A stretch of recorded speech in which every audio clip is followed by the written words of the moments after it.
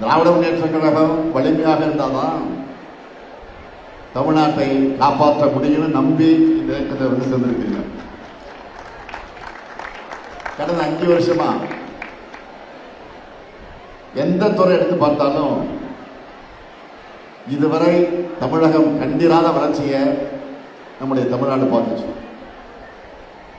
இந்தியாவிலேயே 2வது பெரிய பொருளாதாரம் கொண்ட மாநிலமா தமிழ்நாட்டை நாம உயர்த்தணும். தினமும் ஒரு திட்டம் அப்படின்னு சொல்லத்தக்க வகையில் திட்டங்களை உருவாக்கணும்.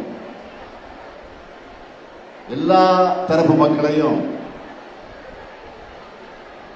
நாம கவரக்கூடிய வகையில் திட்டங்களை தீட்டணும். திட்டங்களும் மக்கள் போய் சேர்ந்துச்சு. நம்ம ஆட்சி மேல இருந்த நம்பிக்கையில தான் தமிழ்நாட்டை நோக்கி பல்வேறு மாநிலங்களிலிருந்து பல்வேறு நாடுகளிலிருந்து உலக அளவில் மிகப்பெரிய நிறுவனங்கள் எல்லாம் வந்துச்சு, வந்து சேர்ந்துச்சு. தொழில் தொடங்கினாங்க. தொழில் தொடங்கினது மட்டுமல்ல, எல்லா மாவட்டங்களையும் வேலை வாய்ப்புகள் பெருச்சு. அண்டை மாநிலங்களை ஆட்சி செய்யக்கூடிய அரசியல் ரீதியா நமக்கு எதிரணியில் இருக்கக்கூடிய தலைவர்கள் கூட இதை வெளிப்படையா பார்த்துட்டு பாராட்டாங்க, சில பேர் பராமப்பட்டாங்க. ஆனா இப்போ ஆட்சி மாற்றம் நடந்தது. இந்த ஆட்சி மாற்றம் நடந்து 1 மாசத்திலேயே தமிழ்நாடு இன்றைக்கு அதன பாதாளத்துக்கு போகக்கூடிய ஒரு சூழ்நிலை ஏற்பட்டு, தொழில் நிறுவனங்கள் இந்த புதிய ஆட்சியை நம்பி தமிழ்நாட்டுக்கு வர பயப்படுறாங்க, தயங்குகிறாங்க. அதனால வேற மாநிலங்களுக்கு போயிட்டு இருக்கிறாங்க. என்ன காரணம்?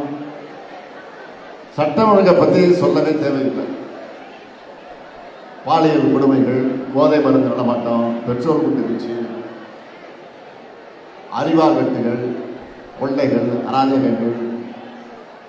டிவியை பார்த்தா, பேப்பரை படித்தா இந்த செய்தி தான் கண்ணப்படுது. அதுலேயும் குறிப்பாக நிறைய குற்றங்கள்ல ஆளுங்கட்சிக்காரங்களும் சம்மந்தப்பட்டிருக்கிறாங்க. இதுதான் வேதனை. இன்னொரு பக்கத்தில் மின்வெட்டு,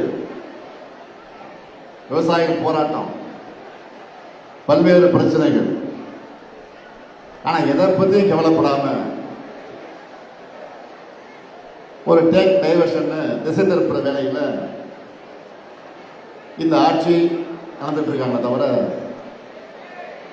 இவங்களோட டெக்னிக் மக்களுக்கு இப்போ புரிய ஆரம்பிச்சிருச்சு. இப்போதான் பேச ஆரம்பிச்சிருக்கிறாங்க. தப்பு பண்ணிட்டோம்.